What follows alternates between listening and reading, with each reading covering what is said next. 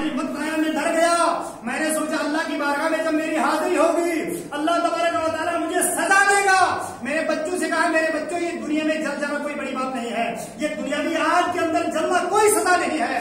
جو سزا مجھے اللہ تعالیٰ دے گا وہ بہت زیادہ سزا ہوگی. اب مجھے جلا کر کے میری ناک کو اڑا تو ہو سکتا ہے میں عذاب سے بچ جاؤں. اے پروردگار عالم تیرے خوف سے میں نے یہ سب کچھ کیا ہے. اللہ تبارک و تعالیٰ نے فرمایا کہ میرے بندے اگر تجھے خوف آ گیا, پوری زندگی تو نے نافرمانی کی, اگر تو نے آخری وقت میں آ کر کے سچی توبہ کر دی, تیرے دل میں میرا سچا خوف آ گیا, اس کی وجہ سے میں نے تجھے بخش اللہ نے اس کو جو ہے اتنے بڑے گناہگار کو بھی بخش لیا. کیوں کہ اس نے آخری وقت میں سچی توبہ کی. اب بتائیے ہمیں کیا پتا ہماری زندگی کو تک باقی ہے, ہماری زندگی گزر رہی ہے, سانس نکل رہی ہے. اللہ تبارک و تعالیٰ کا شکر ہے کہ ابھی تک ہماری سانس باقی ہے, ابھی تک توبہ کرنے کا وقت ہمارے پاس ہے. لیکن جب یہ روح قبض ہوگی اس کے بعد توبہ نہیں ہوگی. اللہ تبارک و تعالیٰ کی بارگاہ میں جو جھک جاتا ہے چاہے کتنے بھی گناہ ہو.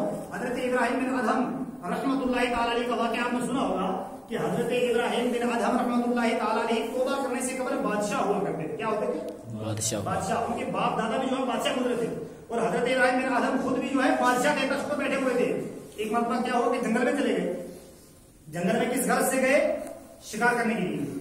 جب جنگل میں جا رہے تھے شکار کرنے کے لیے, شکار کی غرض سے جا رہے تھے, ہرن کے پیچھے پڑے شکار کرنے کے لیے, تو ہرن نے آواز دی, اے ابراہیم بن ادھم, اللہ تبارک و تعالیٰ نے آپ کو اس لیے پیدا نہیں کیا کہ تم جنگلوں میں جا کر کے شکار کرو, بلکہ اللہ تبارک و تعالیٰ نے اس لیے پیدا کیا ہے کہ اللہ کی عبادت کرو اور آخرت کی تیاری کرو. حضرت ابراہیم بن ادھم نے جب آواز سنی, دیکھ رہے ہیں آواز تو آ رہی ہے لیکن آواز دینے والا نظر نہیں آ رہا ہے. ایک مرتبہ آواز آئی, دوسری مرتبہ آواز آئی, تیسری مرتبہ آواز آئی. کہتے ہیں کہ جب تیسری مرتبہ مجھے آواز آئی پھر اس نے کہا کہ آخرت کی تیاری کرو, قبر کی تیاری کرو, حشر کی تیاری کرو. اللہ تعالیٰ نے اس لیے پیدا نہیں فرمایا ہے. اللہ تعالیٰ کی نعمتیں کھا رہے ہو, جنگلوں میں گھوم رہے ہو, سیر کر رہے ہو, شکار کر رہے ہو. کہتے ہیں کہ جب تیسری مرتبہ میرے کان میں یہ آواز آئی, میں گھبرا کر کے واپس آیا, اپنے تخت پہ آ کر کے پہنچا, اپنے محل میں آ کر کے پہنچا, میں نے اللہ تعالیٰ کی عبادت شروع کر دی. لیکن ابھی میں بادشاہ ہی تھا, ابھی میں تخت پر ہی بیٹھا ہوا تھا, ابھی میں نے تخت کو نہیں چھوڑا تھا, ابھی میں نے بادشاہت کو نہیں چھوڑا تھا, اللہ کی عبادت تو کر رہا تھا. دل کے اندر تو خیال آ رہا تھا کہ یہ آواز مجھے آئی تو کیسی آئی, مجھے اللہ تعالیٰ نے کس لیے پیدا کیا ہے, مجھے تو اللہ کی عبادت کرنی چاہیے, مجھے تو اللہ کو راضی کرنا چاہیے, مجھے تو آخرت کی تیاری کرنی چاہیے. اس سوچ کے اندر تھا, میں اسی سوچ میں رہا کرتا تھا.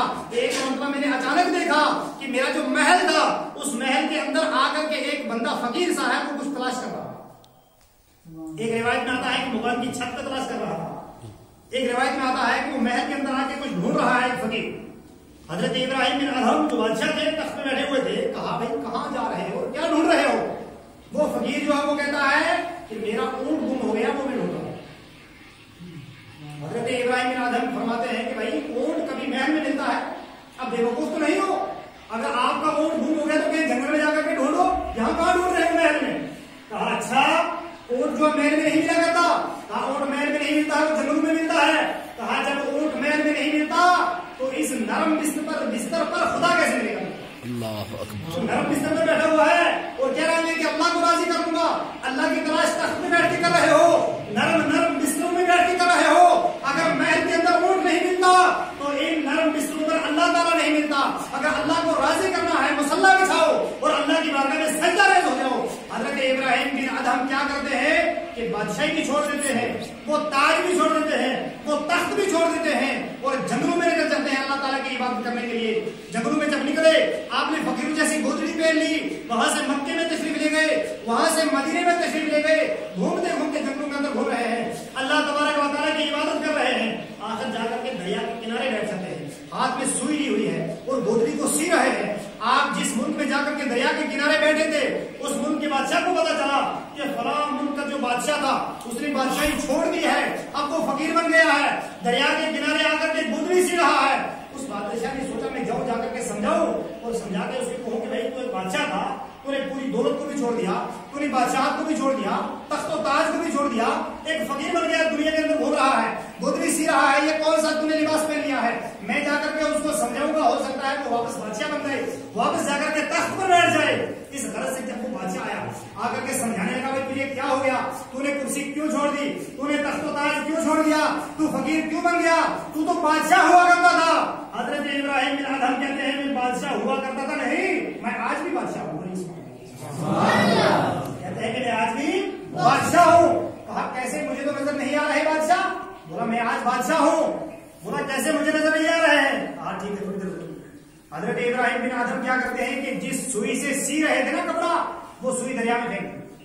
جب سوئی دریا میں پھینکی تو اس بادشاہ سے کہنے لگے بادشاہ سلامت، ذرا میری سوئی دریا میں سے نکال کے دے۔ اب بادشاہ کے بس کا کام تھا دریا میں سے سوئی نکالنا۔ جب دریا کے اندر سوئی ڈالتی وہاں سے نکلتی ہے سوئی کبھی؟ بادشاہ کہتا ہے میرے بس کا کام نہیں، میں کیسے نکالوں؟ کہا نہیں آپ تو بادشاہ ہو۔ کہا بادشاہ تو ہوں لیکن دریا سے سوئی نہیں ملا کرتی۔ کہا دریا سے سوئی نہیں ملتی، آپ نے کسی وزیر سے کہہ دو۔ کہا وزیر کے بس کا کام بھی نہیں ہے۔ کہا اپنے سپاہیوں سے کہہ دو۔ کہا ان کے بس کا کام بھی نہیں ہے۔ پھر آپ کس چیز کے بادشاہ ہو؟ اس نے کہا میں بادشاہ ضرور ہوں لیکن دریا میں سوئی کبھی نہیں ملتی۔ حضرت ابراہیم بن ادم کہتے ہیں ایک دریا کی مچھلی ہو، میری سوئی دریا میں چلی گئی ہے اور جب میری سوئی نکال کر کے دے دو، دریا کی ہزاروں مچھلیاں جاتی ہیں، ہزاروں سوئیاں سونے کی نکل کے آتی ہیں، حضرت ابراہیم بن ادم کے سامنے رکھتی ہیں۔ حضرت ابراہیم بن ادم کہتے ہیں یہ سوئی میری نہیں ہے، یہ تو سونے کی سوئی ہے، میری اصلی سوئی لا کر کے دو۔ اب وہ مچھلیاں تلاش کرتے کرتے کرتے آخر میں حضرت ابراہیم بن ادم کی سوئی لا کر کے سامنے رکھ دی۔ حضرت ابراہیم بن ادم کہتے ہیں دیکھ لو میں بادشاہ ہوں کہ نہیں ہوں؟ وہ میری جو بادشاہی تھی وہ تو چند لوگوں پہ کیا کرتا تھا، لیکن آج میری بادشاہی ایسی ہے کہ جو جانوروں پہ بھی چلتی ہے، آج ہوا پر بھی چلتی ہے، آج درختوں پر بھی چلتی ہے، آج پانی پر بھی چلتی ہے۔ اصلی بادشاہی تو یہی ہوتی ہے جو اللہ کی بارگاہ میں جھک جاتا ہے، جو اللہ سے معافی طلب کرتا ہے، جو گناہوں سے توبہ کر دیتا ہے، اللہ تعالیٰ اس کو ایسا مقام دیتا ہے، اللہ تعالیٰ اس کو ایسا رتبہ دیتا ہے کہ دنیا کی ہر چیز پر وہ حکومت کیا کرتا ہے۔ ایک پہلو تو یہ ہے اور دوسرا پہلو یہ ہے کہ ہم تو آج ہزاروں حدیثیں سنتے ہیں، قرآن پاک سنتے ہیں، قرآن کی آیت پڑھ پڑھ کے علماء کرام ہمیں سناتے ہیں، ان کا ترجمہ کر کے سناتے ہیں، ان کی تفسیر کر